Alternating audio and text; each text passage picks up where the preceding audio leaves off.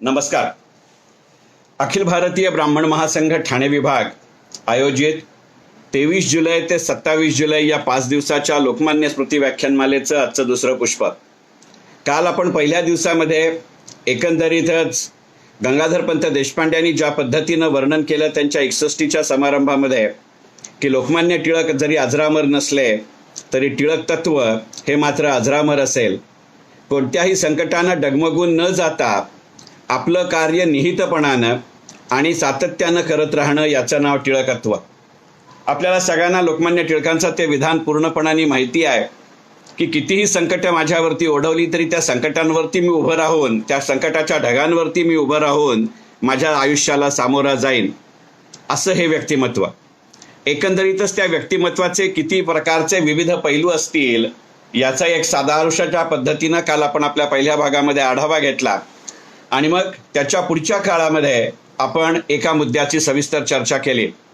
आणि काल मी म्हटलं तसं काल मला 7:15 वाजता एक दुसरे व्याख्यान असल्यामुळे आपण बरोबर 7 वाजता थांबलो आणि अशा पार्श्वभूमीवरती आज आपण आपल्या दुसऱ्या सत्राला सुरुवात करतोय. ज्ञानेश्वरीमध्ये आकाशाचं वर्णन करताना उदास, उत्कट, उन्मुख आणि उत्तुंग अशी आकाशाला विशेषणं दिलेली आहेत. मला मनापासून असं वाटतं की लोकमान्य टिळकांचंही वर्णन करताना हीच विशेषणं वापरता येतील अगदी याच क्रमाने. उदास, उत्कट, उन्मुख आणि उत्तुंग. यातला उदास शब्द मात्र आपण नीट समजून घेण्याची आवश्यकता आहे. हा उदास शब्द त्या काळातला आहे. साधारणपणे ज्ञानेश्वर रामदासांच्या पद्धतीतला हा शब्द आहे असं म्हटलं पाहिजे. कारण हल्लीच्या काळामध्ये आपण उदास हा शब्द निराश अशा अर्थाने घेतो, परंतु ज्ञानेश्वर काय किंवा रामदास काय या दोघांनाही उदास हा शब्द अशा अर्थाने अभिप्रेत नाही. ज्याचं चित्त अत्यंत उच्च आसनावरती स्थिर झालं आहे अशाला त्या मराठीत किंवा त्या काळच्या मराठीमध्ये उदास असं म्हटलं जायचं. आणि एकंदरीतच लोकमान्यांची जर संपूर्ण कारकीर्द पाहिली तर ती अगदी बरोबर अशाच आशयाची आहे. म्हणजे इतक्या मोठ्या आशयाची आहे की आपल्याला सगळ्यांना माहिती आहे की फिरोजशाह मेहता हे काही लोकमान्य टिळकांचे समर्थक नाहीत. असले तर प्रतिस्पर्धी किंवा विरोधकच असतील, पण तरी सुद्धा फिरोजशाह मेहतानी लोकमान्यांचं वर्णन करताना असं विधान की जर महाराष्ट्र शिवाजी आणि टिळक यांचं तेज विसरले नाहीत तर एकटा महाराष्ट्रच अख्ख्या हिंदुस्थानचं स्वातंत्र्य खेचून आणेन. म्हणजे ज्याच्या कर्तृत्वाविषयी त्याच्या विरोधकांनाही शंका नव्हती असं व्यक्तित्व आणि व्यक्तिमत्व म्हणजे लोकमान्य बाळ गंगाधर टिळक. भांडारकरांचे आणि टिळकांचे जे वैचारिक मतभेद आहेत हेही आपल्याला पूर्णपणाने माहिती आहेत. असं असून सुद्धा भांडारकरांनी टिळकांचं वर्णन करताना असं म्हणलंय की बावनकशी सोन्याप्रमाणे पारदर्शक आणि परमशुद्ध देशभक्त म्हणजे लोकमान्य बाळ गंगाधर टिळक. मग अशा पद्धतीचं जेव्हा वर्णन करायचं असेल तर त्यांच्या विविध पैलूंचं वर्णन करणं क्रमप्राप्त आहे.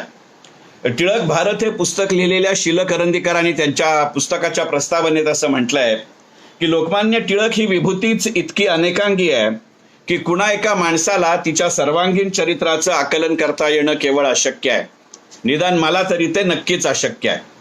पण असं जरी असलं तरी सुद्धा टिळकांचे विविध पैलू यथाशक्ती आज आणि उरलेले पुढचे 3 दिवस आपल्यासारख्या जाणकार श्रोत्यांपुढे आणि सगळ्यात महत्त्वाचं म्हणजे टिळकप्रेमी श्रोत्यांपुढे मांडण्याचा माझा मनापासूनचा प्रयत्न आहे. काल आपण लोकमान्य टिळकांनी आंतरराष्ट्रीय अर्थकारण आणि आंतरराष्ट्रीय राजकारण याची भारतीय स्वातंत्र्य लढ्याशी घातलेल्या सांगड हा मुद्दा घेऊन थांबलेला होतो. आज त्याचीच साखळी पुढे नेत माझं विवेचन करण्याचा प्रयत्न आहे.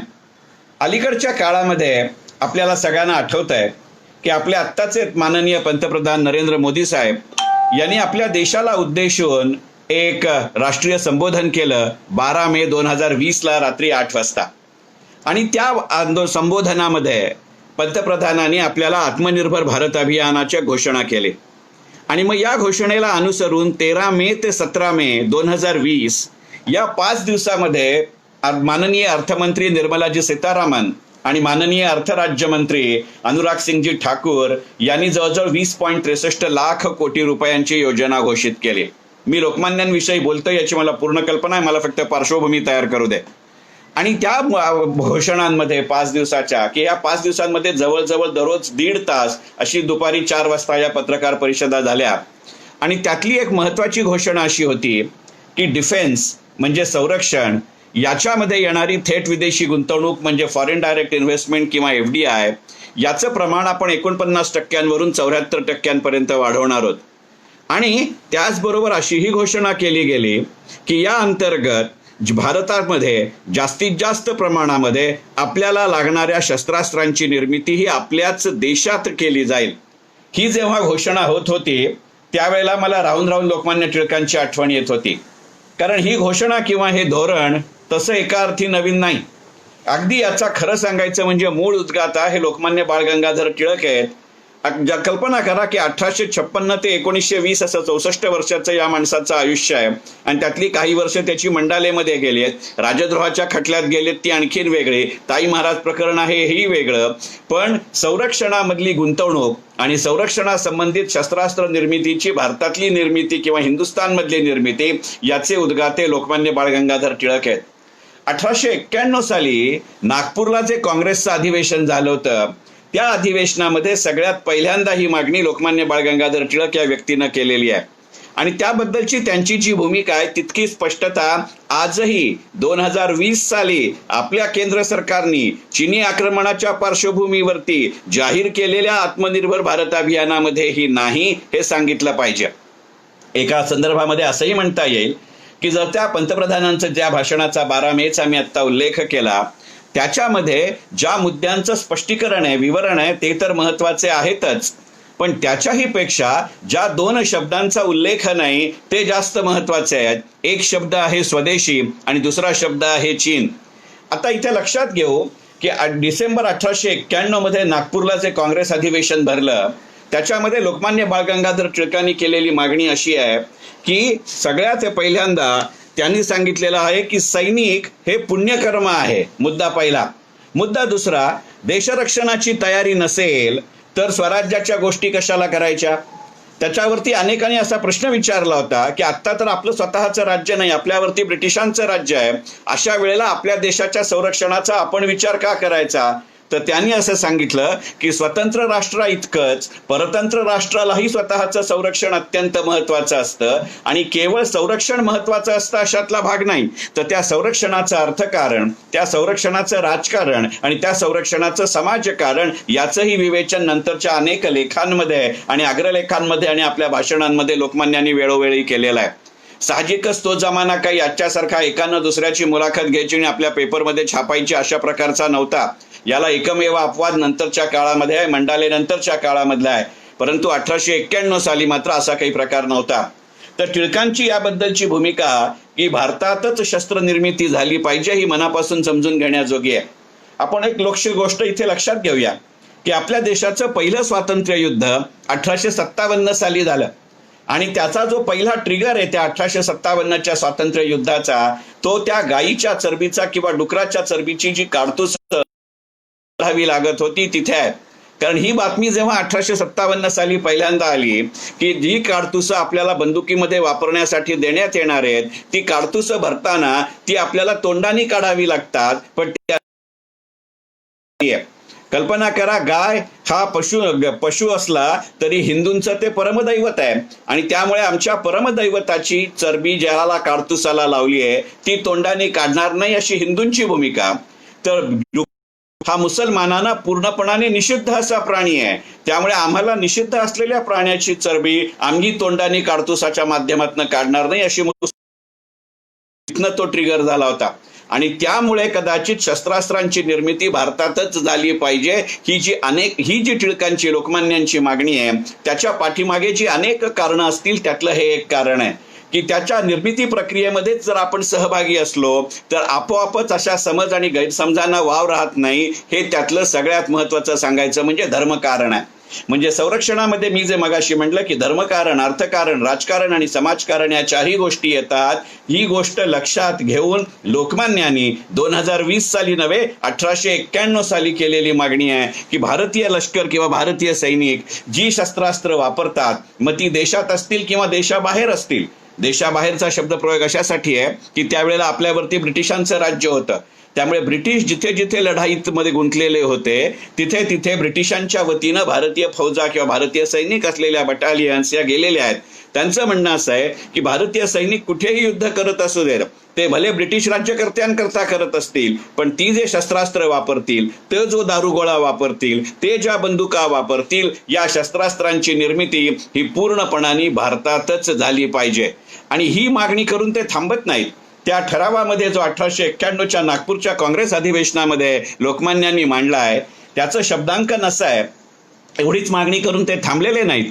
ते म्हणले अशा पद्धतीच्या शस्त्रास्त्र निर्मितीची करत असताना आपल्याला जी गुंतवणूक लागेल त्यासाठी स्वदेशी गुंतवणूक असेल तर अतिशय उत्तमच, परंतु जर विदेशी गुंतवणूकही मिळत असेल तर त्याचंही आम्ही स्वागत करायला तयार आहोत. स्वदेशी गुंतवणूक हा शब्दप्रयोग मी जाणीवपूर्वक वापरतोय. कालच्या माझ्या विवेचनामध्ये लोकमान्य टिळकांचा गुंतवणूक क्षेत्राशी, शेअर बाजाराशी असलेला संबंध मी राजनीती धर्म आणि राजकारण धर्मयोगी, पॉलिसी आणि स्ट्रॅटेजी या शब्दांचा उल्लेख करताना किंवा विवेचन करताना केलेला आहे. त्या संदर्भामध्ये स्वदेशी गुंतवणूक हा शब्दप्रयोग इथे लक्षात घ्या. म्हणजे आज ज्या वेळेला आपण डिफेन्स सेक्टर मधल्या काही कंपन्यांचं आजही आपण म्हणतोय आम्ही कॉर्पोरेटायझेशन करायला तयार आहोत, पण प्रायव्हेटायझेशन करायला तयार नाही. 2020 साली, पण 1891 साली तेव्हाही लोकमान्य टिळक त्याचं प्रायव्हेटायझेशन करायला तयार आहेत, याचा उल्लेख मी काल केला होता. त्याच्या पुढची स्टेप ते असं सांगतात, पाऊल असं सांगतात की जर स्वदेशी गुंतवणूक पुरेशी नसेल तर आम्हाला थेट विदेशी गुंतवणूकही चालेल. पण ही विदेशी गुंतवणूक कशा स्वरूपामध्ये घ्यायची, कोणत्या उदाहरणातनं घ्यायची, कोणत्या मर्यादेपर्यंत घ्यायची, याचे जे टिळकांनी सांगितलेली रूपरेषा आहे ती जेवढी स्पष्ट आहे तेवढी स्पष्ट रूपरेषा आपल्या आत्ताच्याही घोषणेमध्ये नाही. ही आजच्या सरकारवरची टीका नाही, परंतु वस्तुस्थितीचं मूल्यमापन आणि तुलना नक्की आहे.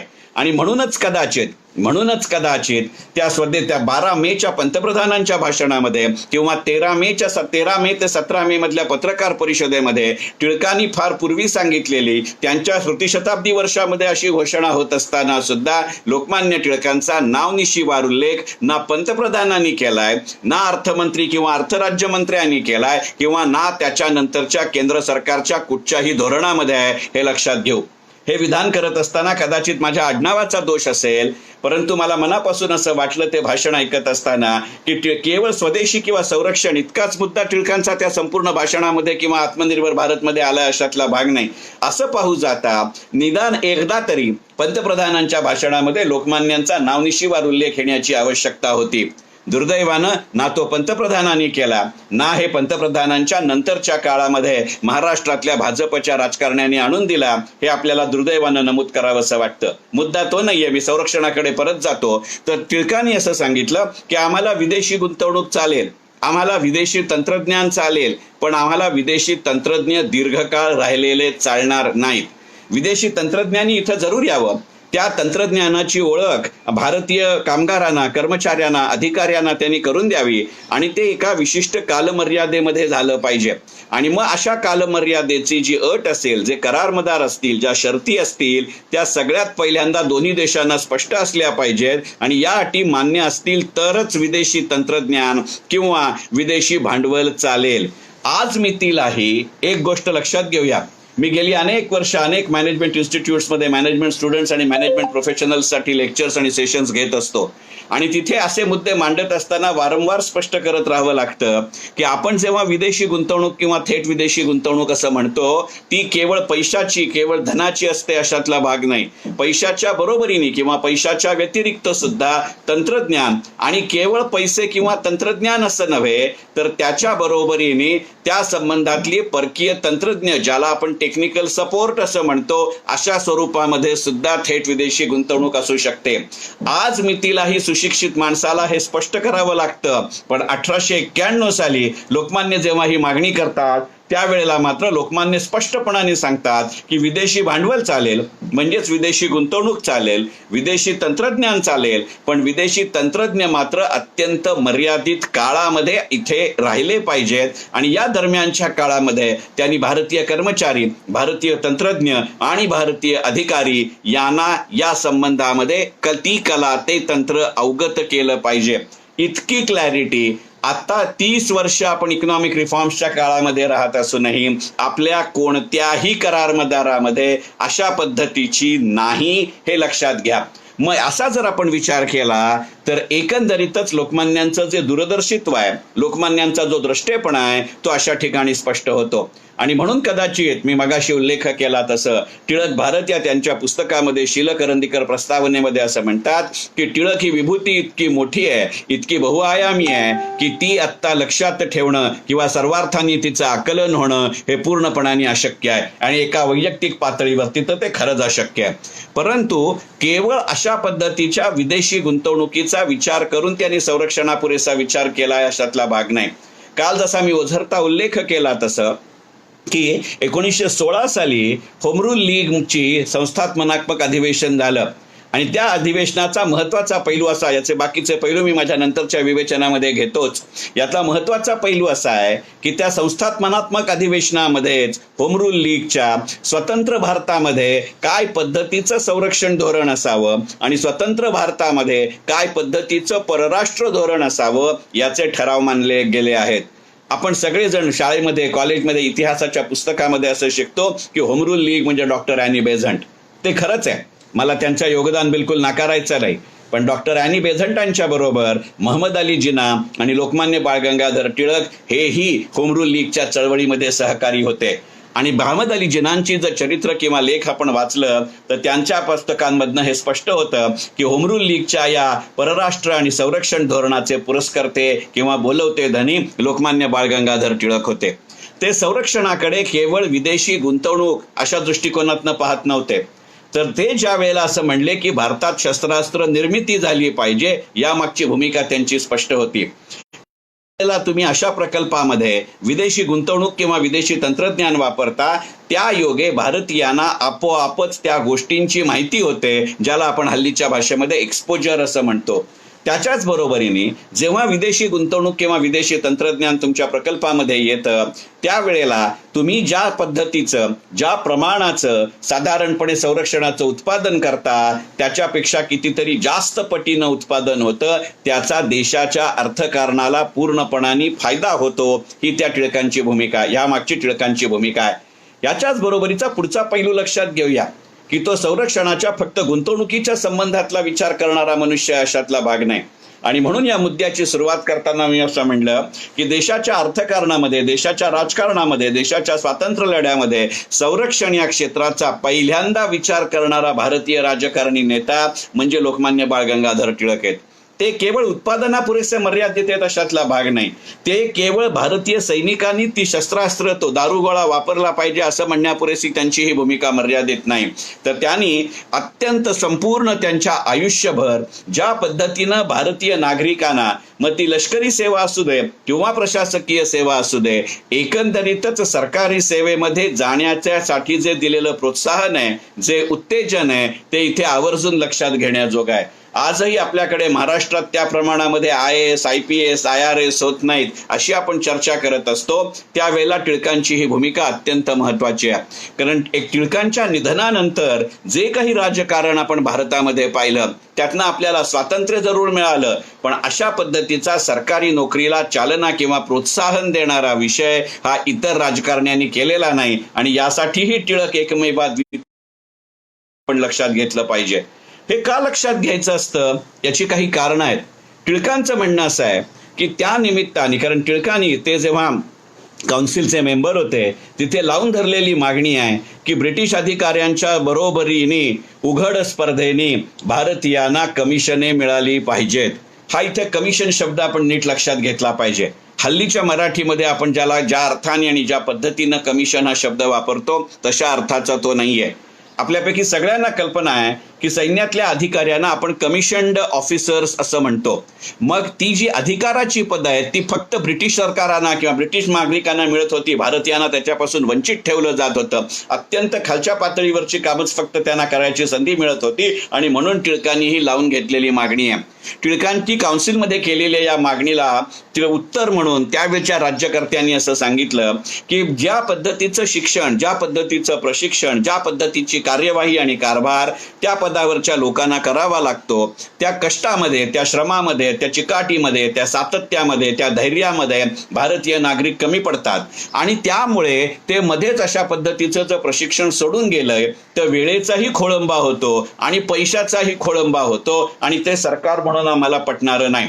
जर टिळकांनी असं सांगितलं की समजा याची हमी देऊनच तो मनुष्य आला तर तुम्ही घ्याल का, तर ते म्हणले त्याच्या खर्चाचं काय करायचं. टिळक म्हणले तुम्हाला जर हा प्रस्ताव मान्य असेल तर तुमच्या खर्चाची मी प्रॉमिसरी नोट द्यायला तयार आहे. मग टिळकांना अडचणीत पकडण्यासाठी ब्रिटिश राज्य सरकारने किंवा ब्रिटिश राज्यकर्त्यांनी त्यावेळेला अत्यंत अल्प काळामध्ये अव्वाच्या सव्वा रकमेची प्रॉमिसरी नोट मागितली. त्यांचा समज असा होता की टिळक ही प्रॉमिसरी नोट देऊ शकणार नाहीत. ब्रिटिश सरकारने दिलेल्या मुदतीच्या आधी त्या अव्वाच्या सव्वा रकमेची टिळकांनी त्या पद्धतीची ब्रिटिश राज्यकर्त्यांना दिलेली प्रॉमिसरी नोट आहे. आणि ती प्रॉमिसरी नोट दिल्यानंतरही ब्रिटिश राज्यकर्त्यांनी त्याच्यावर कोणतीही कारवाई केली नाही किंवा कार्यवाही केली नाही असं आपण म्हणूया. कारण कारवाई हा शब्द आपण मराठीमध्ये बरेच वेळेला पिनल ॲक्शन अशा अर्थाने घेतो. कार्यवाही, इम्प्लिमेंटेशन केलं नाही हे इथे आवर्जून लक्षात घेण्याजोगं आहे. आणि मग या संबंधामध्ये आपण ही मागणी का लावून धरली होती याचं स्पष्टीकरण नंतरच्या काळामध्ये टिळकांनी फार वेळोवेळी दिलेलं आहे.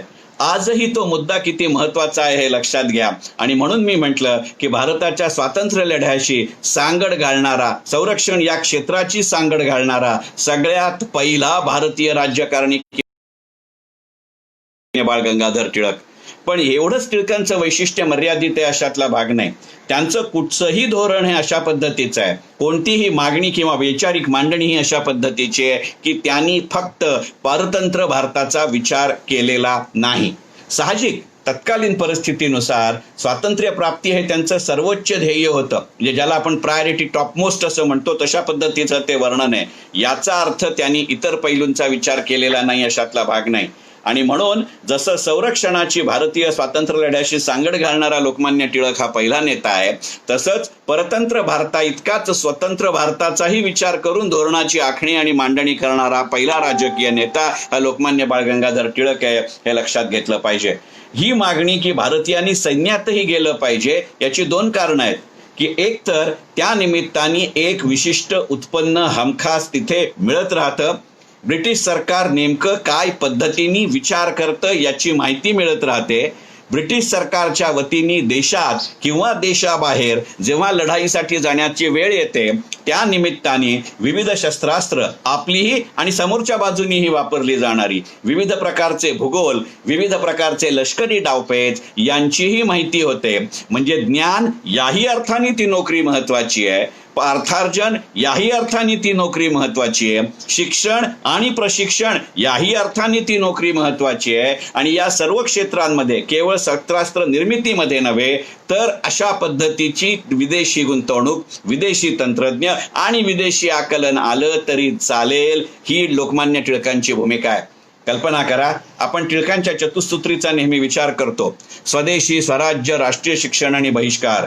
पण त्यांची स्वदेशी एकारलेली स्वदेशी नव्हती, त्यांची स्वदेशी ही काल सुसंगत स्वदेशी होती याचा विचार केला पाहिजे. आणि ही काल सुसंगत स्वदेशीची जी संकल्पना आहे ती केवळ संरक्षणामध्ये, केवळ फौजेमध्ये दिसते अशातला भाग नाहीये. तर जशी मागणी त्यांनी संरक्षणामध्ये केली तशीच मागणी त्यांनी त्या काळामध्ये एक प्रयत्न ब्रिटिश सरकारचा, तत्कालीन राज्यकर्त्यांचा असा होता की आपल्याकडे काही प्रमाणामध्ये साखरेची टंचाई देशांतर्गत जाणवत होती आणि मग त्यावेळेला मॉरिशसमधनं साखर आयात करता येते का अशा पद्धतीचा प्रस्ताव होता. टिळकांनी त्यांना कडाडून विरोध केलाय. टिळकांनी असं सांगितलं की मॉरिशस मधली साखर नको, मॉरिशसचं तंत्रज्ञान चालेल, कारण माझ्याही देशामध्ये ऊस पिकतो, माझ्याही देशामध्ये ऊस शेतकरी आणि ऊस कामगार आहेत. त्यामुळे ही परिस्थिती लक्षात घेता जसं संरक्षणामध्ये आहे तसंच की तंत्रज्ञान चालेल, गुंतवणूक चालेल, पण तंत्रज्ञान इथे येऊन आम्हाला शिकवलं पाहिजे आणि परत गेलं पाहिजे. म्हणजे हा जो सातत्याचा भाग आहे यातनं या धोरण निर्मितीची प्रक्रिया लक्षात येते. केवळ ते साखरेमध्ये किंवा केवळ ते संरक्षणामध्ये आहे अशातला भाग नाही.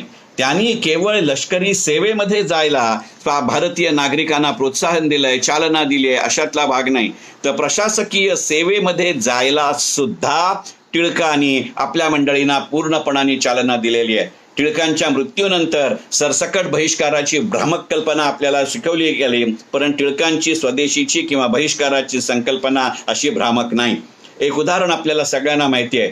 चिंतामणराव देशमुख म्हणजे सर सी डी देशमुख हे जेव्हा, त्यावेळेला ते सर नव्हते साहजिक, ते जेव्हा मॅट्रिकच्या परीक्षेत पहिले आले त्याच्यानंतर ते टिळकांना भेटायला गेले होते आणि त्यांनी टिळकांना असं सांगितलं होतं की मी तुमच्याबरोबर स्वातंत्र्य संग्रामाचं काम करू इच्छितो. तर टिळकांनी त्यावेळेला सी डी देशमुखांना असं सांगितलं की आज ना उद्या स्वातंत्र्य मिळणार हे अत्यंत उघड आहे. तुमच्या वयाच्या आणि तुमच्यासारख्या बुद्धिमत्तेच्या माणसांनी सरकारी नोकरीच्या माध्यमातून देशविदेशी जाऊन विविध पद्धतीचं ज्ञान मिळवणं हे अत्यावश्यक आहे आणि त्यातूनच स्वतंत्र भारतामध्ये आपल्याला काम करता येणं शक्य होईल. कल्पना करा की जर सी डी देशमुखांसारख्या अनेक तरुणांना त्यावेळेला टिळकांनी अशा पद्धतीचं प्रोत्साहन दिलं नसतं तर काय झालं असतं. सी डी देशमुखांनी स्वतःच्या आत्मचरित्रामध्ये असं लिहिलंय की केवळ अशा पद्धतीचं त्यांनी मार्गदर्शन केलं अशातला भाग नाही, तर त्यावेळेला टिळकांची अशी सूचना होती, मार्गदर्शन होतं किंवा विनंती होती की इन्शुरन्स, बँकिंग आणि एकंदरीतच आर्थिक सेवा म्हणजे ज्याला हल्लीच्या भाषेमध्ये आपण इंडियन इकॉनॉमिक सर्व्हिसेस असं म्हणतो, अशा पद्धतीचं शिक्षण घेऊ. स्वातंत्र्योत्तर काळामध्ये LICचं असेल, स्वातंत्र्योत्तर काळामध्ये रिझर्व्ह बँकेचं गव्हर्नर म्हणून केलेलं काम असेल, स्वातंत्र्योत्तर काळामध्ये भारताचे अर्थमंत्री म्हणून सी डी देशमुखांनी केलेलं काम असेल, हे जर आपण लक्षात घेतलं तर अशा पद्धतीच्या विदेशी ज्ञानाची जी संकल्पना आहे ती लक्षात घेतली पाहिजे. आणि मी एवढ्याकरता मगाशी असं म्हणलं की संरक्षण असेल, साखर असेल, प्रशासकीय सेवा असेल, या सर्वच गोष्टींचा लोकमान्यांनी केवळ परतंत्र राष्ट्राचं स्वातंत्र्य प्राप्ती इतक्या मर्यादित हेतूनं किंवा इतक्या मर्यादित दृष्टीनं केलेला विचार नाही, तर स्वातंत्र्य झाल्यानंतरही आपल्या देशाचा राज्यशक ठाकण्यासाठी ज्या गोष्टींची आवश्यकता लागेल त्यानुसार कायदा आणि कार्यनिर्मिती करणं हा लोकमान्य टिळकांच्या संपूर्ण स्वातंत्र्य लढ्याचा पाया किंवा धोरण आहे, हे इथे आवर्जून लक्षात घेतलं पाहिजे. आणि या दृष्टिकोनातनं जर विचार करायचा झाला तर लोकमान्य टिळक हे पूर्णपणाने एकमेवाद्वितीय असं ठरतात. एकंदरीतच या 5 दिवसामध्ये इतकं बहुआयामी व्यक्तिमत्व घ्यायचं असल्यामुळे मी आता पुढच्या मुद्द्याकडे जातो. जर आपण टिळकांच्या आयुष्याचा, कारकिर्दीचा विचार केला, लोकमान्य टिळकांच्या कारकिर्दीमधलं अत्यंत महत्वाचं किंवा जे अशा अनेक वर्ष असू शकतात पण त्यातल्या त्यात जे सगळ्यात जास्त महत्वाचं वर्ष मला वाटतं ते म्हणजे 1916. कारण 1916 या एका वर्षामध्ये लोकमान्य टिळकांच्या आयुष्याशी संबंधित 3 महत्वाच्या गोष्टी झालेल्या आहेत. आपण जे वाक्य टिळकांचं सिनेकानन किंवा आपण ट्रेडमार्क म्हणून लोकमान्यांबद्दल वापरतो की स्वराज्य हा माझा जन्मसिद्ध हक्क आहे आणि तो मी मिळवणारच, हे विधान लोकमान्यांनी 1916 साली पहिल्यांदा केलं. मग अशी मी उल्लेख केला की होम रूल लीगची स्थापना ही 1916ची आहे आणि जिथनं टिळक पुन्हा काँग्रेसमध्ये प्रवेश करते झाले आणि ज्या काँग्रेसमध्ये मुस्लिम लीग बरोबर ती करारमदार केले गेले ती लखनौ काँग्रेसही 1916 साली आहे. मग अशी स्वराज्य हा माझा जन्मसिद्ध हक्क आहे याचं काही वेगळं विवेचन करण्याची आवश्यकता आहे अशातला भाग नाही. या विषयाची जेवढी चर्चा होते, या विधानाची जेवढी चर्चा होते तेवढी विधानाची चर्चा मात्र होम रूल लीग किंवा लखनौ काँग्रेसच्या बाबतीत होत नाही. आणि त्यामुळे या व्याख्यानमालेच्या निमित्तानं या 2 मुद्द्यांना अगदी अल्प प्रमाणात का होईना पण स्पर्श करण्याचा माझा विचार किंवा प्रयत्न आहे. होम रूल लीगचं मगाशीच मी तुम्हाला असं म्हटलं की या देशाचं परराष्ट्र धोरण आणि या देशाचं संरक्षण धोरण सगळ्यात पहिल्यांदा होम रूल लीगमध्ये मांडलं गेलं. प्रतियोगी सहकारितेचं पुढचं पाऊल अशा दृष्टिकोनातनं लोकमान्य टिळकांनी इथं भूमिका मांडलेली आहे. त्यांचं म्हणणं असं आहे की जे काही मिळतं ते पदरात पाडून घ्यायचं आणि मग पुढच्या लढ्यासाठी आपण तयार होत राहायचं. कारण यातनं ज्या पद्धतीचं अर्थार्जन माणसाच्या हाती येतं त्यामुळे त्या माणसाची, त्या कार्यकर्त्याची, त्या नोकरदाराची, त्या यंत्रणेवरची श्रद्धा वाढते. घरातल्यांचा त्याच्या अशा पद्धतीच्या समभागाला विरोध कमी होतो. कारण कालच मी असं म्हटलं होतं की टिळक हा असा राजकारणी नेता आहे की टिळक हा असा स्वातंत्र्य संग्रामी आहे की जो पूर्ण वेळ राजकारण करणारा भारतातला पहिला नेता आहे, परंतु राजकारणावरती स्वतःच्या चरितार्थासाठी कधीही अवलंबून नसणाराही लोकमान्य टिळक हा पहिला नेता आहे. आणि त्या दृष्टीने लॉ क्लासेस हे टिळकांच्या उत्पन्नाचं पहिलं साधन होतं. आणि ते त्याविषयी असं म्हणत असत की मी जर माझ्या वैयक्तिक आयुष्यामध्ये स्वतःच्या पायावर उभा नसेन, राहू शकत नसेन, तर मी माझ्या घरातल्यांनाही ताठमानेनं सामोरं जाऊ शकत नाही. मग मी जर माझ्या घरातल्यानंच ताठमानेनं सामोरं जाऊ शकत नसेल तर मी बाहेरच्यांना कसं जाईल? हे केवळ स्वतःसाठी सांगितलेली गोष्ट नाहीये, तर ज्या अनुयायांच्या जोरावरती, ज्या सहकार्यांच्या जोरावरती त्या वेळेला असलेल्या किंवा पुढे होऊ घातलेल्या या मंडळींचंही, ज्याला हल्लीच्या भाषेत आपण मोराल असं म्हणतो, त्यांचंही टिकवण्यासाठी ते असं म्हणत असत की जे मिळतंय ते आधी पदरात पाडून घ्या, की त्यामुळे चरितार्थाची काही प्रमाणात तरी काळजी मिटली तर तो मनुष्य पुढच्या संघर्षाला जास्त प्रमाणावरती चालू होतो. टिळकांच्या निधनानंतर ज्या पद्धतीचं खाईन तर तुपाशी नाही तर उपाशी असला वेडेपणा आपल्या देशामध्ये झाला, टिळकांनी तो केलेला नाही. अशा अर्थाने प्रतियोगी सहकारितेचं वर्णन किंवा महत्व आपण इथे अधोरेखित केलं पाहिजे, हे लक्षात घेऊ. हे जे जेवढं मिळेल तेवढं बगलेत मारायचं आणि पुढच्या संघर्षाला तयार व्हायचं, हा टिळकांचा पाया केवळ होमरूल लीगमध्ये आहे. टिळकांचा हा पाया केवळ त्यांच्या समाजकारणामध्ये आहे किंवा अर्थकारणामध्ये आहे अशातला भाग नाही. आपल्यापैकी सगळ्यांना माहिती आहे की लोकमान्य टिळक हे मुंबईच्या गिरणी कामगारांची जी एक युनियन होती त्याचे महत्वाचे नेते होते. आणि या पार्श्वभूमीतनं, या अनुभवातनं आलेलं सगळं सार हे या होमरूल लीगच्या आर्थिक धोरणामध्ये, होमरूल लीगच्या परराष्ट्र धोरणामध्ये, होमरूल लीगच्या संरक्षण आणि उत्पादन धोरणामध्ये प्रतिबिंबित झालेलं दिसतं. आणि म्हणूनच खाडीलकर, कृष्णाजी प्रभाकर खाडीलकर हे जसे नचिकेळकरांसारखेच लोकमान्यांचे केसरीमधले सहकारी आहेत, खरं सांगायचं म्हणजे असिस्टंट आहेत. त्याने 1896 साली हे दोघं जण काही महिन्याच्या अंतराने केसरीला जॉईन झाले आहेत. त्या कृष्णाजी प्रभाकर खाडीलकरांनी टिळकांचं वर्णन करताना असं म्हणलंय की अभ्यास आणि आचरण याची सातत्याने घातलेली सांगड म्हणजे लोकमान्य बाळ गंगाधर टिळक.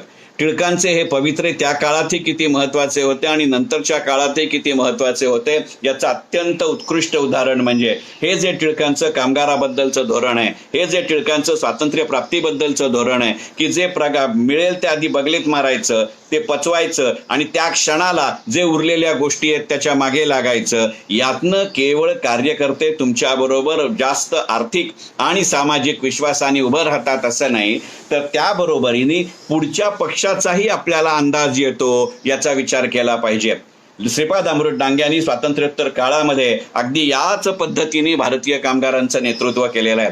श्रीपाद अमृत डांग्यांच्या पुस्तकांमध्ये टिळकांच्या या विधानाचा आणि टिळकांच्या या विचाराचा वारंवार उल्लेख आढळतो. त्या पिढीतली माणसं सांगू शकतील, कारण मी त्यावेळेला खूपच लहान होतो, कदाचित मी जन्मालाही आलो नसेल, परंतु डांग्यांच्या काळामध्ये त्यावेळेला ती मंडळी असं सांगतात की डांग्यांनीही संप जरूर केले, पण डांग्यांचे संप हे स्वतःचा कामगार मोडीत काढणारे नव्हते. नंतरच्या काळातल्या घटना पाहिल्या तर या प्रतियोगी सहकारितेचं महत्व तुमच्या आणि माझ्या लक्षात येतं. कारण टिळकांची याबद्दलची भूमिका अशी आहे की लोकांना मानवेल तितकं पुढं न्यायचं, दरवेळेला अंतिम ध्येयापर्यंत जाण्याचा हट्ट धरायचा नाही. अंतिम ध्येय काय असेल हे स्पष्ट असलं पाहिजे, पण ते पहिल्या फटक्यात मिळेल असल्या भ्रामक कल्पनेत आपणही राहायचं नसतं आणि आपण दुसऱ्या कोणालाही राहू द्यायचं नसतं. आणि टिळकांच्या या भूमिकेमुळे त्यावेळची असंख्य तरुण त्या संपूर्ण होमरूल लीगच्या चळवळीमध्ये, या प्रतियोगी सहकारितेच्या चळवळीमध्ये मोठ्या प्रमाणावरती आकृष्ट झालेले होते. वर्तमानपत्र, स्वराज्यासाठीची आंदोलनं यातून जनसामान्यांच्या मनामध्ये रुजलेल्या स्वातंत्र्याच्या बीजाला संघटित करण्याचा पहिला प्रयत्न म्हणजे होमरूल लीग असा आहे. कारण काही प्रमाणामध्ये तेव्हाच त्यावेळची राष्ट्रीय सभा ही या ध्येयापासून थोडी बाजूला सरकते का, फार नेमस्तपणाने वागते का, यातला हा प्रयत्न आहे. आपण टिळकांना जहाल म्हणतो, जहाल राजकारणी म्हणतो, परंतु त्या काळाचं जर वर्णन करायचं झालं तर असं वर्णन करता येईल. सदानंद मोऱ्यांनी त्यांच्या एका पुस्तकामध्ये तसंच वर्णन केलंय की नेमस्ताना काही मिळवायची घाई नव्हती आणि टिळकांना कशासाठीही थांबायची तयारी नव्हती, आणि याचा सुवर्ण मध्य म्हणजे होमरूल लीग असं हे प्रकरण आहे. कल्पना करा, 1916 साली ही कार्यघटना सुरू झाली. 1920 साली टिळकांचं निधन झालं आणि त्यामुळे गांधींच्या नंतरच्या कार्याला, मला गांधींचं योगदान जरा सुद्धा अंडरमाइन करायचं नाही, कमी लेखायचं नाही, परंतु टिळकांना जशी स्वतःच्या स्वातंत्र्य प्राप्तीच्या चळवळीसाठी, ज्याला आपण स्टार्टिंग फ्रॉम द स्क्रॅच असं म्हणतो, तशी तयारी करावी लागली. त्या प्रमाणामध्ये गांधींना ती तयारी करावी लागली नाही. टिळक आणि त्यांच्या पिढीचे राजकारणी नेते आणि होमरूल लीग याच्या कारकिर्दीमुळे गांधींना पुढची भूमिका नेता येणं खूप सहज शक्य झालं. आणि म्हणून असं म्हटलं जातं की लोकहितवादींनी महाराष्ट्राला बस्त केलं, रानड्यांनी महाराष्ट्राला उभं केलं आणि टिळकांनी महाराष्ट्राला चालतं केलं. मग या पार्श्वभूमीवरती मगाचं फिरोजशाह मेहतांचं वाक्य लक्षात घ्या की जर महाराष्ट्र शिवाजी आणि टिळक यांचं तेज विसरले नाहीत तर अख्ख्या हिंदुस्थानचं स्वातंत्र्य एकटा महाराष्ट्र खेचून आणेल.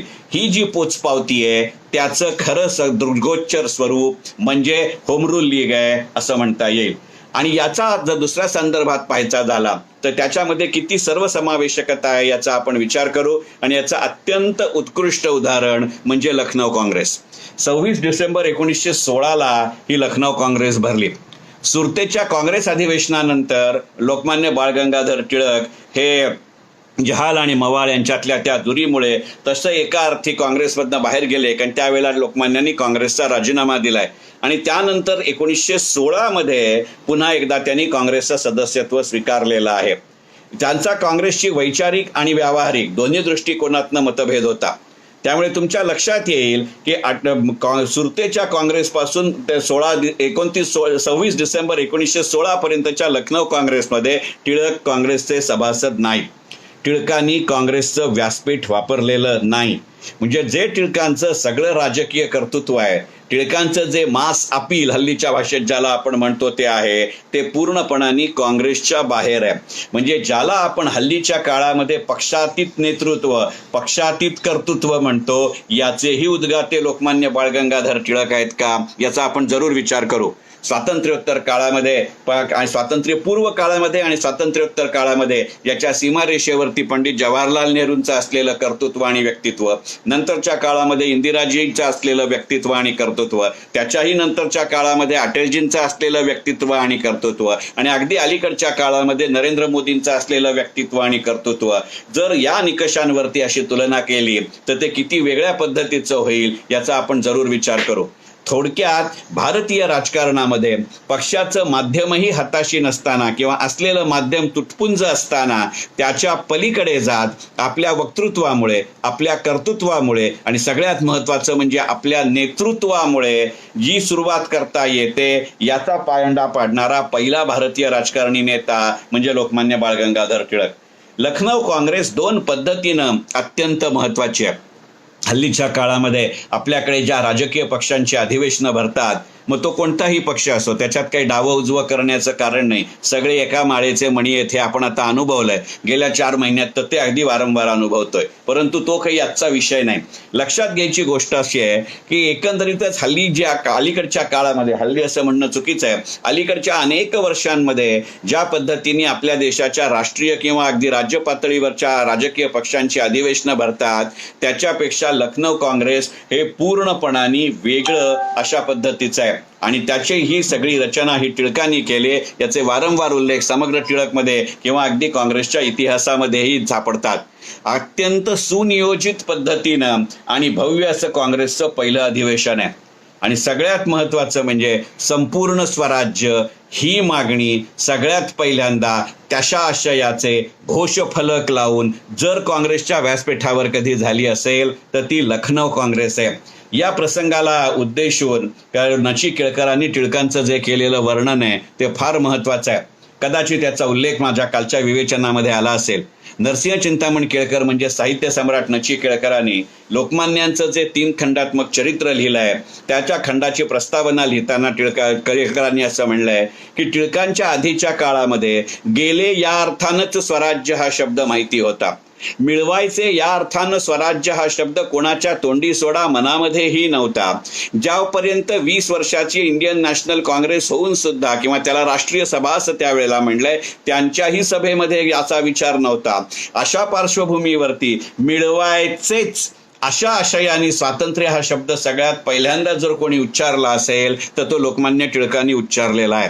आणि त्याची सुरुवात या 1916च्या लखनौ काँग्रेसमध्ये, होम रूल लीगमध्ये याच्या थोडी आधी झाली आहे. आणि त्याचं पहिलं वेदवाक्य म्हणजे स्वराज्य हा माझा जन्मसिद्ध हक्क आहे आणि तो मी मिळवणारच असा आहे. आणि ही स्वातंत्र्य प्राप्ती लवकरात लवकर, आपल्या हयातीत तसं नव्हे पण लवकरात लवकर, कारण अशा खडतर प्रवासामध्ये एकंदरीतच सर्वसामान्य जनतेचा सहभाग फार काळ टिकत नाही. हे लक्षात घेऊन ती प्रक्रिया अत्यंत सर्वसमावेशक आणि वेगवान करण्यासाठी होम रूल लीगच्या माध्यमातून नव्हे तर लखनौ काँग्रेसच्या माध्यमातून मुस्लिम लीगशी काँग्रेसने केलेला करार आहे. आणि मग तो करार काय हा एक वेगळा व्याख्यानाचा विषय होईल. पण त्या करारावरती काँग्रेसच्या वतीने लोकमान्य टिळकांची सही आहे आणि मुस्लिम लीगच्या वतीने मोहम्मद अली जिनांची सही आहे. हे लक्षात घेण्याजोगं आहे.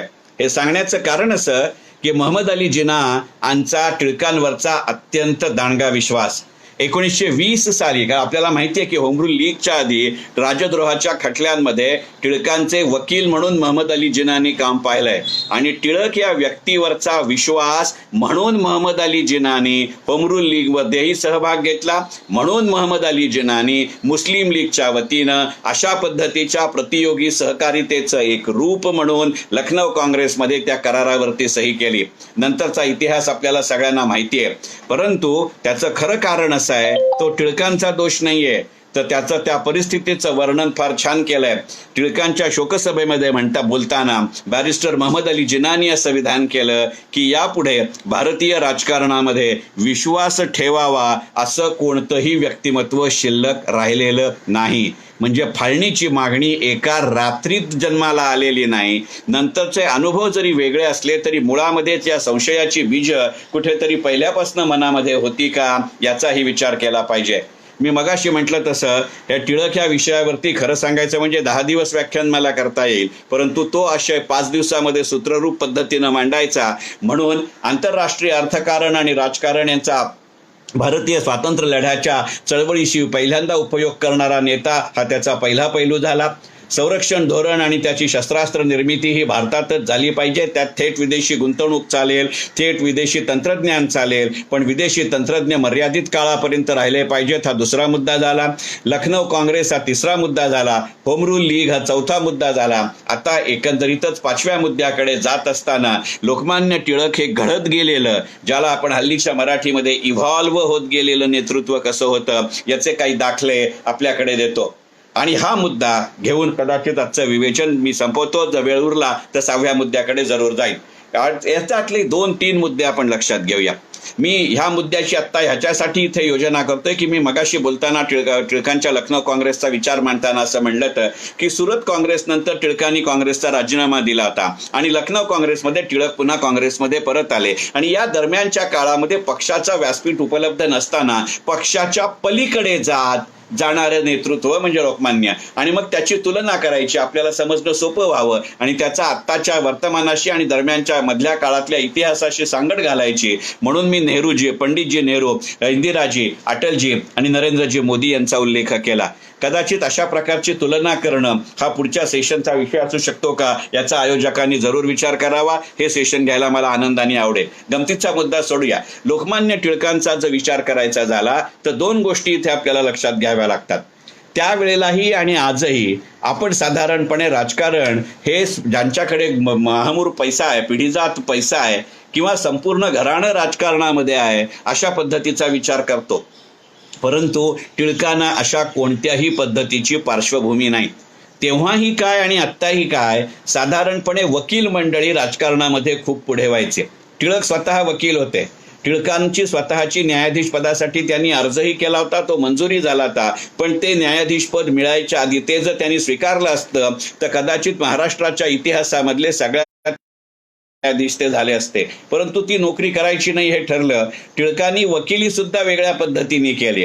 वकिलीची सनद असूनही प्रत्यक्षात वकिली हा व्यवसाय न केलेला पण कायद्याशी संबंधित संपूर्ण करिअर असलेली व्यक्ती म्हणजे लोकमान्य बाळ गंगाधर टिळक आहे. म्हणजे एका वेगळ्या अर्थाने त्यांनी स्वातंत्र्य प्राप्तीचा लढा हा करिअर म्हणून केलेला नाही, परंतु जे निहित ध्येय आपण स्वीकारलंय त्याच्या बरोबरीने आपल्या इतर क्षेत्रातली बुद्धिमत्ता ही कशी विकसित करत नेता येते. कारण आजकाल आपण म्हणतो की राजकारण आणि शिक्षण, राजकारण आणि बुद्धिमत्ता, राजकारण आणि कर्तव्य, राजकारण आणि कर्तृत्व आणि सगळ्यात महत्वाचं म्हणजे राजकारण आणि सत्सद विवेक बुद्धी यांचा फारसा काही संबंध नसतो असं आपण म्हणतो. आणि म्हणून ते इंग्रजी एक वाक्य खूप प्रसिद्ध आहे, पण त्याचा मला उल्लेख करायचा नाही. याचा सगळ्यात सणसणीत अपवाद म्हणजे लोकमान्य बाळ गंगाधर टिळक, ज्यांनी वकिली चरितार्थाचं साधन म्हणून वापरली नाही.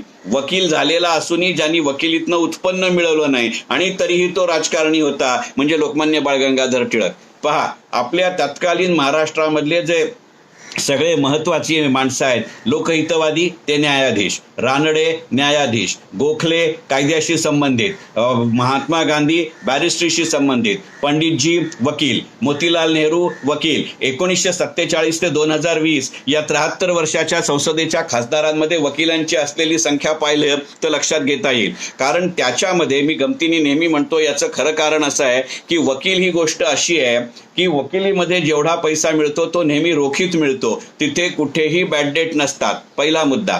दुसरा मुद्दा, हा काय पद्धतीनं आर्ग्यू करतो हे सर्वसामान्य माणसाला फारसं कळत नाही, पण त्या निमित्ताने मात्र वेगवेगळ्या पद्धतीचा नकळत पेशाच्या माध्यमातून लोकांशी संपर्क येतो. असं असूनही या माणसाला त्यांचे वडील लोकमान्यांचे वकील नाहीत, ते शिक्षक होते. लोकमान्यांच्या नंतरच्या काळामध्ये किंवा काका मामा मावशी असे कोणी वकील आहेत अशातला भाग नाही. म्हणजे पैसा अशाही दृष्टीने नाही. टिळकांची सांपत्तिक परिस्थिती निदान सुरुवातीच्या काळामध्ये अगदी आगरकरांना एवढी खराब नव्हती. टिळकांचे आई वडील टिळकांच्या लहानपणात जरी गेलेले असले तरी टिळकांच्या काकांनी त्यांचा सांभाळ केला आणि त्या काळात लोकमान्यांच्या शिक्षणासाठी त्यांच्या निधन व्हायच्या आधी त्यांच्या वडिलांनी त्यावेळचे 5,000 रुपये ठेवलेले होते. आता एक गमतीचा मुद्दा इथे सांगतो आणि पुढे जातो. हे 5,000 रुपये लोकमान्यांच्या वडिलांनी जे लोकमान्यांच्या शिक्षणाकरता ठेवले होते, साहजिक त्याच्यामध्ये त्यांच्या पगाराची, जे शिक्षक म्हणून होते त्याच्यासाठीचा पैसा तर होताच. टिळकांच्या वडिलांनी लिहिलेली संस्कृत आणि गणिताची पुस्तकं त्यावेळच्या ब्रिटिश राज्यकर्त्यांनी पाठ्यपुस्तकं म्हणून लावली होती, त्याचाही काही प्रमाणात पैसा होता. पण सगळ्यात महत्वाचं म्हणजे हा शिक्षक असलेला मनुष्य, हा संस्कृत तज्ञ गणित तज्ञ असलेला मनुष्य, बरोबर हे सद्गुण रक्ताच्या गुणासारखे लोकमान्यांमध्ये उतरलेत, हा मुद्दा सोडा. आणि दुसरेही जे 2 वडिलांचे टिळकांमध्ये उतरले ते टिळकांच्या वडिलांची वेगवेगळ्या उद्योगामध्ये वैयक्तिक स्वरूपामध्ये गुंतवणूक होती आणि शेअर बाजाराच्या व्यवहारांशी त्यांचा संबंध होता. गंमत पहा, पण तरीही टिळकांना अशासाठी नोकरी करायची नव्हती की टिळकांचे पणजोबा म्हणजे केशवराव टिळक. आणि पेशवाई बुडल्यानंतरच्या काळामध्ये, त्याच्या त्या आस्थाच्या काळामध्ये चौथाई सरदेशमुखी हे जे आपण इतिहासात प्रकरण वाचतो त्याच्यावरती अत्यंत मास्टरी असलेला मनुष्य म्हणजे हे केशवराव टिळक होते. आणि मग पुढे जसजसं ब्रिटिशांनी राजकारणाची सूत्र हातात घेतली त्यावेळेला ब्रिटिशांनीही अशा पद्धतीची नोकरी करणार का असं केशवरावांना विचारलं होतं. परंतु केशवरावांनी ब्रिटिशांना दिलेलं उत्तर असं आहे की ही पार्श्वभूमी आहे, बॅकग्राऊंड आहे, की केशवरावांनी दिलेलं उत्तर असं आहे, सदानंद मोऱ्यांच्या पुस्तकामध्ये याचा उल्लेख सापडतो. त्यात केशवरावांनी म्हणजे टिळकांच्या लोकमान्यांच्या पणजोबांनी दिलेलं उत्तर आहे की चाकरी करायचीच असेल तर, म्हणजे चाकरी करीनच असं नाही, चाकरी करायचीच असेल तर मी माझ्या स्वकीयांची आणि माझ्या राजाची करतो, परराज्याची नाही. कदाचित या भूमिकेतनं टिळक पुढे न्यायाधीश झाले नाहीत का? विष्णुशास्त्री चिपळूणकर आगरकरांच्या सहकार्याने त्यांनी राष्ट्रीय शिक्षणाचा उद्घोष केला का? या मुद्दे गोष्टी वेगळ्या आहेत. पण राष्ट्रीय शिक्षणाचा उल्लेख करत असताना, त्याचा उद्गाता असताना टिळकांचा परकीय भाषा, परकीय भाषेतलं ज्ञान आणि परकीय भाषेतली पुस्तकं याला विरोध नव्हता, हे लक्षात घेतलं पाहिजे. टिळकांनी मंडालेमध्ये असताना मागवलेल्या पुस्तकांची यादी जर आपण पाहिली, केसरीच्या ग्रंथालयामध्ये ती अत्यंत सहजपणाने उपलब्ध आहे, तर त्याच्यामध्ये असलेल्या परकीय भाषांची पुस्तकं आणि परकीय लेखकांची पुस्तकं यांची संख्या भारतीय लेखकांची पुस्तकं आणि भारतीय संस्कृतीच्या पुस्तकांइतकीच आहे. हे लक्षात घेतल्यानंतर किती वेगवेगळ्या पद्धतीनं हा मनुष्य उघडके स्वतःला प्रकट करत राहिला, व्यक्त करत राहिला आणि सगळ्यात महत्त्वाचं म्हणजे स्वतःला समृद्ध करत राहिला, हे पाहणं अत्यंत आवश्यक आहे. आणि म्हणून मी मगाशी म्हटलं की स्वदेशीचा उद्गाता असलेला हा मनुष्य कालसुसंगत स्वदेशीचा उल्लेख करतो, तो आत्तासारख्या हटवादी स्वदेशीचा उल्लेख करत नाही. राजकारणामध्ये जर टिकायचं असेल तर साधारणपणे आर्जवी वक्तृत्व असावं असं म्हटलं जातं. टिळकांचं वक्तृत्व कधीही आर्जवी नव्हतं. टिळक वेळ प्रसंगी स्वतःच्या कार्यकर्त्यांना खडसावायला सुद्धा कमी करत नसत. आणि टिळकांना हे करण्याचा अधिकार होता की नाही हे नंतरच्या भाषेमध्ये पाहू. एकच साधं उदाहरण सांगतो इथे. आता मी म्हणतोय की वेळ प्रसंगी स्वतःच्या कार्यकर्त्यांना खडसावायचंही, मी खडसावणं शब्द म्हणतोय. हल्ली आपल्याला व्हीप काढावा लागतो, पक्षादेश काढावा लागतो, आणि तरी सुद्धा काय गमती जमती होतात हे आपण राजस्थान मध्य प्रदेशमध्ये अलीकडे पाहतोय. पण त्या काळात की जेव्हा अशा पद्धतीची पक्षबांधणी होती तर ते कार्यकर्त्यांना खडसवायचे की काँग्रेसच्या सभेला दिसता पण प्लेग निर्मूलनामध्ये दिसत नाही. विचार करा, हा एकमेव किस्सा नाहीये. त्या प्लेगच्या काळामध्ये विचार विनिमय करण्यासाठी, आत्ता करोनाच्या काळामध्ये जसं काही वेळेला प्रशासन आपल्याकडे आपल्या नागरिकांची मुलाखत घेत असतं, आपल्या नागरिकांच्या सभा घेत असतं, तसं त्या प्लेगच्या काळामध्ये पुण्यामध्येही अशा सभा भरल्या होत्या. या पुण्यामध्ये भरत असलेल्या प्लेगच्या सभेमध्ये नायकिणी, म्हणजे ज्याला आपण हल्ली मराठी भाषेमध्ये वेश्या असं म्हणतो, अशी माणसं, काँग्रेस कार्यकर्ते त्यांना त्या सभेमध्ये बसू द्यायला जरा नाखुश होते, खळखळ करत होते. तर लोकमान्यांनी भर सभेत त्यांना विचारलं होतं, नायकिणींनी दिलेली मतं म्हणजे व्होट्स चालतात, तर मग नायकिणींनी दिलेलं मत म्हणजे ओपिनियन हे ऐकून घ्यायला आणि विचारात घ्यायला काय हरकत आहे? ती माणसं नाहीत का? विचार करा. आपण लोकमान्य टिळकांचा समाज सुधारणांना विरोध होता अशा पद्धतीचं त्यांचं चित्र रंगवतो, पण ते किती एकांगी आहे. टिळक आणि आगरकर हा खरं म्हणजे केवळ नाटकाचा विषय नाही, एका व्याख्यानाचा स्वतंत्र विषय होऊ शकतो. टिळक आणि आगरकरांच्या भूमिकेमध्ये जर फरक असेल तर तो प्राधान्यक्रमाचा म्हणजे प्रायोरिटीचा आहे. आणि टिळकांचे हेवे दावे कधीही हे वैयक्तिक पातळीचे नव्हते. आज ज्या पद्धतीचं राजकारण गेले अनेक वर्ष झाल्यानंतर आपापसामध्ये पाहतोय, याची जर तुलना त्या काळची राजकारण शैली आणि विशेषतः टिळकांची राजकारण शैली ही जरूर पाहिली पाहिजे. मी मगाशीच आता या सत्राच्या सुविवेचनाच्या माझ्या सुरुवातीला असं म्हटलं की फिरोजशाह मेहता हे टिळकांचे प्रतिस्पर्धी, पण फिरोजशाह मेहतांवरती टिळकांनी लिहिलेला लेख, आगरकरांवरती टिळकांनी लिहिलेला लेख, टिळकांनी रानडे आणि गोखल्यांवरती लिहिलेले मृत्यूलेख हे जरूर वाचण्याजोगे आहेत. कारण वैचारिक मतभिन्नता आणि वैयक्तिक संबंध किंवा आदर यांची गल्लत लोकमान्यांनी कधीही केलेली नाही.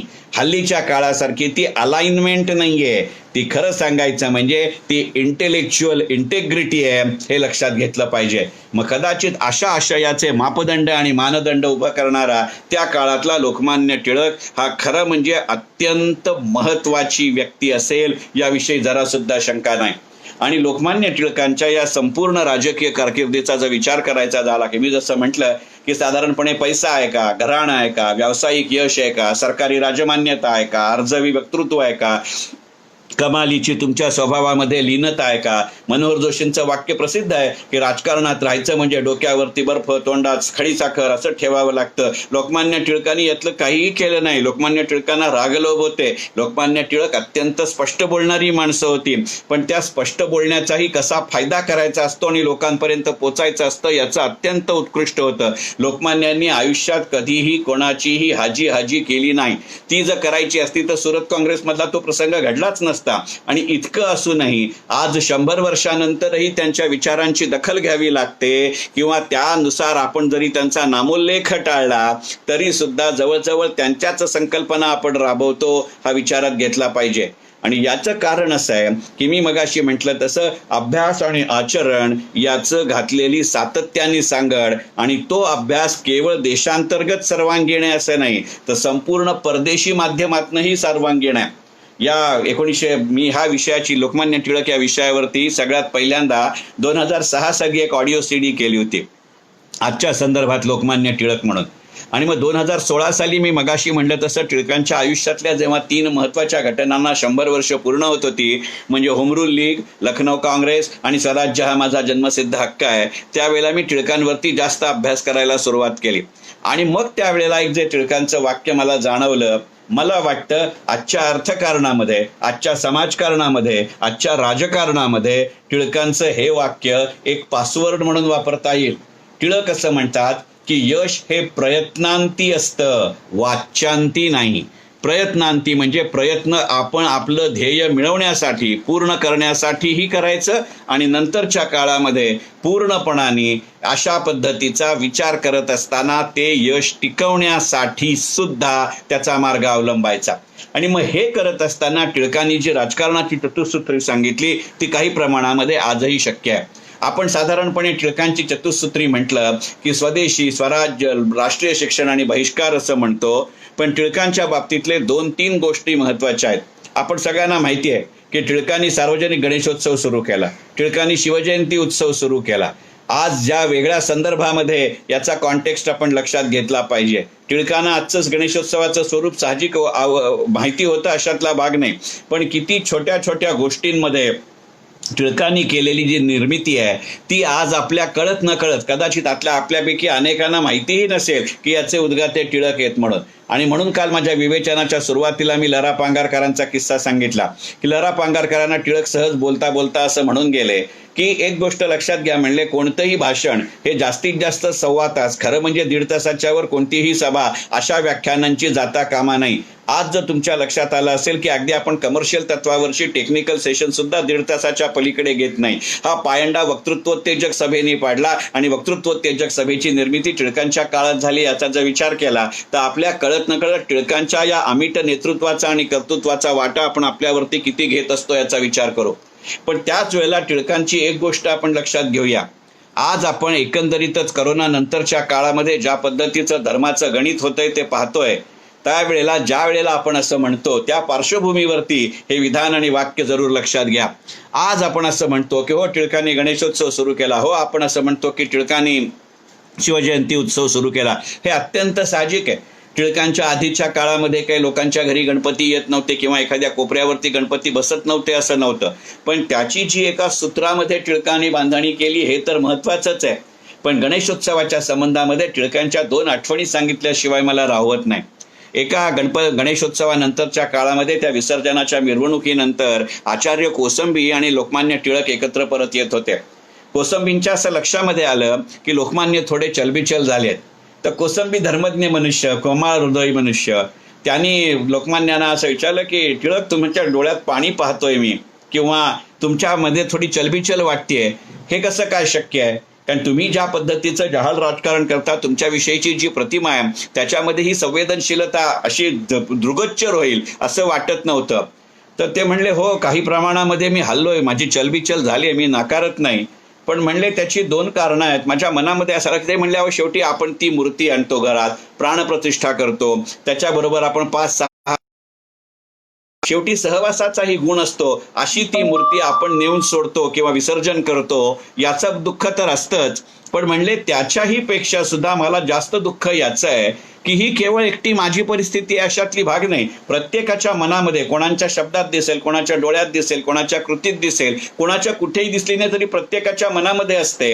फक्त म्हणले माझं म्हणणं इतकंच आहे की तो 5-10 दिवसासाठी आलेला गणपती आपण विसर्जन केला तरी आपण इतके हवालदिल होतो, आपण भावनाशील होतो. पण आपलं स्वराज्य जाऊन इतकी वर्ष झाली तरी सुद्धा आपण त्याच्याकरता हवालदिल होत नाही, याचं मला दुःख होतं. कल्पना करा, अशा पद्धतीनं धर्म, अशा पद्धतीनं मानसशास्त्र, अशा पद्धतीनं राजकारण, अशा पद्धतीनं समाजकारण याची सांगड स्वराज्य प्राप्तीशी घालणारा मनुष्य किती मोठा असेल.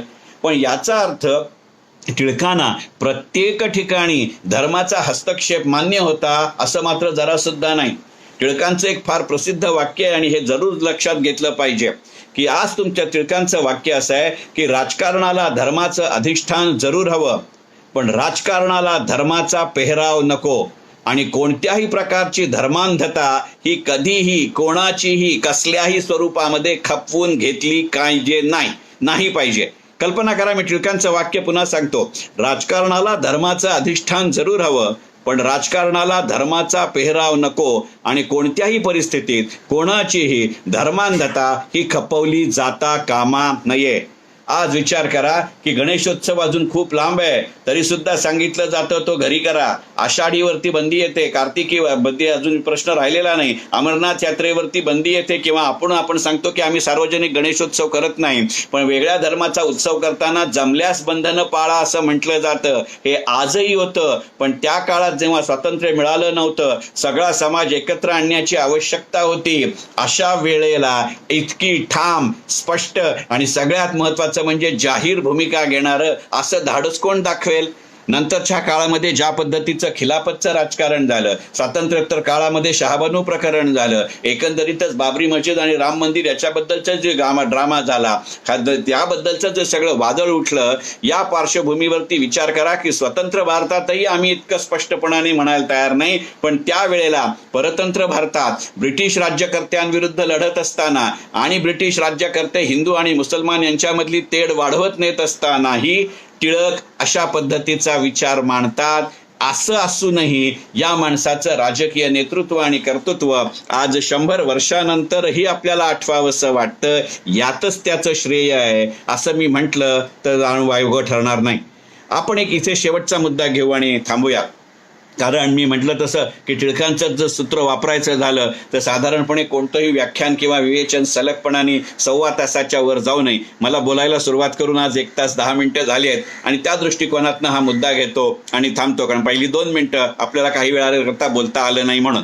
टिळकांची अशी जरी भूमिका असली तरी मी मगाशी जसं होम रूल लीगच्या बाबतीत म्हटलं की मिळेल ते पदरात पाडायचं आणि पुढे जायचं, याच्याबद्दलचं टिळकांचं जे वाक्य आहे ते लक्षात घेतलं पाहिजे की टिळक कशा पद्धतीने याच्याकडे पाहत असत.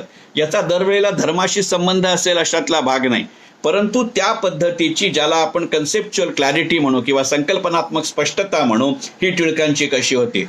टिळकांचं हे विधान आपल्याला सगळ्यांना माहिती असेल, अनेकांना माहिती असेल, सगळ्यांना जरी माहिती नसलं तरी ते असं म्हणायचे की पुढाऱ्यानं समाजाच्या थोडं पुढं गेलं पाहिजे पण फार पुढं जाऊ नये. कारण अंतर फार राहिलं तर पुढारी आपल्या अनुयायांच्या दृष्टीटपात राहत नाही आणि मागे आपले अनुयायी काय करतात हे पुढाऱ्याला कळत नाही.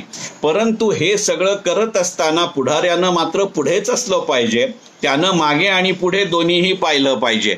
आज आता हे वाक्य कोणत्या पद्धतीने तुम्हाला वापरायचं ते वापरा. कदाचित ही जर आपण सूत्री पाळली असती तर सकाळी शपथ घेऊन संध्याकाळी राजीनामा द्यायची वेळ कोणावर आली नसती, परंतु तो आजचा विषय नाही. पण या दृष्टिकोनातनं जर विचार करायचा झाला तर ही पॉलिसी किंवा ही संकल्पना केवळ अशा पद्धतीच्या विधानामध्ये अशातला भाग नाही. याचं एक अत्यंत उत्कृष्ट उदाहरण सांगतो आणि आजचं विवेचन संपवतो. दुष्काळाच्या काळामध्ये जेव्हा तो फेमिन कोड आला त्यावेळेला आपण टिळकांनी ब्रिटिश सरकारला विचारलेले आर्थिक प्रश्न हा एक स्वतंत्र मुद्दा होईलच, पण त्यावेळेला टिळकांनी ते जो फेमिन कोड केंद्र राज्य सरकार आपल्या ब्रिटिश राज्यकर्त्यांनी आणला होता त्याच्यासाठीचा संघर्ष हा तर एक आणखीनच वेगळा विषय आहे. पण त्याच्यामध्ये काही तरतुदी होत्या, पण सुदैवाने किंवा दुर्दैवाने ब्रिटिश सरकार तो संपूर्ण फेमिन कोड कोणालाही द्यायला तयार नव्हतं. तर टिळकांनी असं सांगितलं की हा जर फेमिन कोड आज बघा, आज आपण करोना करता पाहतोय एका विशिष्ट योजनेअंतर्गत केंद्र सरकारने जाहीर केलंय की तुमचं उत्पन्न गट काहीही असू दे पण तो तुम्हाला त्याच्यामध्ये एका विशिष्ट दराने सेवा मिळू शकते, परंतु आपल्याला हॉस्पिटल्सची बातमी आपल्यापर्यंत येऊच देत नाहीत. एक्झॅक्टली तशीच परिस्थिती त्या फेमिन कोडच्या बद्दल किंवा त्या दुष्काळी कायद्याबद्दलची होती. त्याच्यामध्ये कोणत्या परिस्थितीमध्ये शेतकऱ्यांनी सारा भरला पाहिजे अशा पद्धतीचे उल्लेख होते, परंतु ब्रिटिश राज्यकर्ते ते करतच नव्हते. तर टिळकांनी राज्यकर्त्यांकडे काउन्सिलमध्ये मागणी धरली की अहो ते इंग्रजीमध्ये आमच्या शेतकऱ्यांपर्यंत ते पोचायचं असेल तर ते मराठीत हवं. तर ब्रिटिश राज्यकर्त्यांनी खळखळ केली. मग केसरीनीच पुढाकार घेतला आणि त्याचा मराठीमध्ये संक्षिप्त अनुवाद तयार केला. तर टिळकाने त्यांना सांगितलं ब्रिटिश राज्यकर्त्यांना की हे तुम्ही कलेक्टरच्या माध्यमातून आता वितरित करा. त्याच्यामध्येही दिरंगाई ब्रिटिश राज्यकर्ते करायला लागले. तर यांनी आपल्या केसरीच्या अंकाबरोबर ती आपल्या एजंटांच्या माध्यमातून त्यांनी ते फेमिन कोडचा मराठी अनुवाद वितरित करायला सुरुवात केली. राज्यकर्त्यांनी त्याच्यावरती हरकत घेतली आणि ते म्हणले हा पूर्ण फेमिन कोड नाही. ते म्हणले मुळामध्ये तुम्ही आधी तो छापला नाहीत, मग माझा जेवढा परवडतो तेवढा मी छापला. टिळकांनी त्याच्यामध्ये जे काही शेतकऱ्यांच्या अवगतीचं होतं तेवढंच बरोबर सांगितलं. ते असं म्हणले सारा चुकवायचा नाही पण कर्ज काढून सारा जरा सुद्धा भरायचा नाही. टिळक कधीही तुम्ही सारा देऊ नका असं म्हणलेले नाहीत. 1920 ते 1947 या काळामध्ये आपण ज्या चळवळी केल्या त्यावेळची मागणी आणि टिळकांची भूमिका याच्यामधला फरक लक्षात घ्या. म्हणजे कंप्लायन्स राहून आपण कोणत्याही प्रकारच्या कायद्याच्या कचाटीत न अडकता माझ्या सर्वसामान्य माणसाला त्याच कायद्याचा फायदा उठवता कसा येतो याचंही दिशा दिग्दर्शन करणारा मनुष्य. कदाचित म्हणून टिळकांना तेल्या तांबोळ्याचे पुढारी म्हणतात का याचा विचार झाला पाहिजे. विठ्ठलरामजी शिंदे आणि लोकमान्य टिळक, महात्मा फुले आणि लोकमान्य टिळक, छत्रपती शाहू महाराज आणि लोकमान्य टिळक, हे जेवढे वादाचे विषय आहेत तेवढेच संवादाचेही विषय. त्याच्याकडे जर सोयीस्कर दुर्लक्ष करायचं असेल तर गोष्ट वेगळी. परंतु त्याचबरोबरीने लक्षात घेतलं पाहिजे की टिळक शेतकऱ्यांना का हे ह्यांच्यामधल्या ज्या संवादाच्या जागा आहेत त्या कदाचित या अशा भूमिकेतनं येतात. टिळकांनी कधीही तुम्ही सारा भरू नका असं सांगितलं नाही.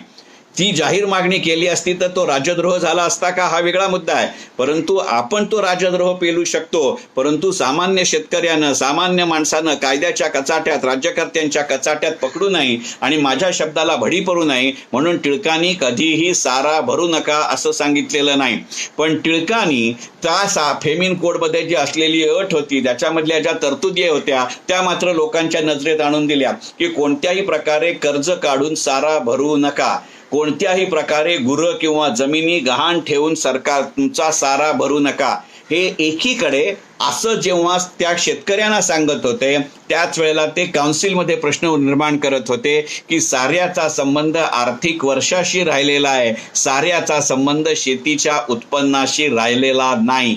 आता तुम्ही कल्पना करा, धोरणकर्त्यांना नडताना धोरणाविषयी नडायचं आणि सामान्यांच्या बाजूनी उभं राहताना त्या धोरणाच्या अंमलबजावणीतले जे त्या सहकार्यांच्या किंवा समर्थकांच्या किंवा सामान्यांच्या फायद्याचे मुद्दे आहेत किंवा त्यांच्या हिताचे मुद्दे आहेत ते त्यांच्यापर्यंत पोचवायचे. अशा पद्धतीचं एकाच धोरणाकडे पाहताना एकापेक्षा जास्त भूमिकेतनं, एकापेक्षा जास्त पवित्र्यातनं काम करणारा मनुष्य म्हणजे लोकमान्य बाळ गंगाधर टिळक. हे सांगण्याचं कारण अशासाठी आहे की आज मितीलाही या गुणांची अत्यंत मोठी आवश्यकता आहे. आज आपण आत्मनिर्भर भारत अभियानामध्ये बी लोकल, बी व्होकल, बी ग्लोबल असं म्हणतोय. गलवान आणि करोनामुळे कदाचित एकंदरीतच आंतरराष्ट्रीय अर्थकारण आणि राजकारण याची एक पुनर्रचना आणि पुनर्मांडणी होताना आपल्याला दिसतेय. अशा वेळेला आपल्या देशाचं नेमकं धोरण काय आहे याचा पूर्ण विचार करत असत आपली भूमिका पोचवताना आजचे राज्यकर्ते काही प्रमाणामध्ये कमी पडतात का?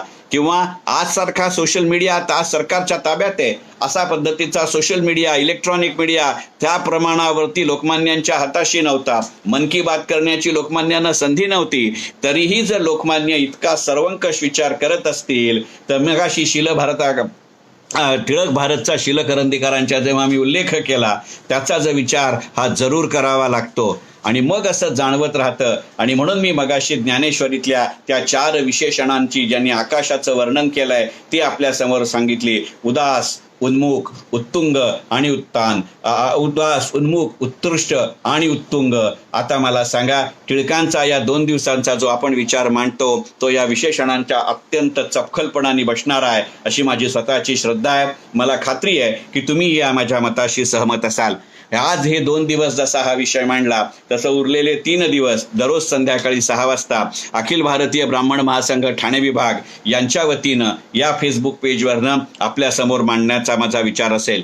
पुढच्या 3 दिवसामध्ये एकंदरीतच टिळक चरित्राचे अशा पद्धतीचे वेगवेगळे पैलू की ज्याची साधारणपणे एरवी कधी चर्चा केली जात नाही ती होता होईतो मुद्देसूदपणे यथाशक्ती यथामती मांडण्याचा मी जरूर प्रयत्न करीन.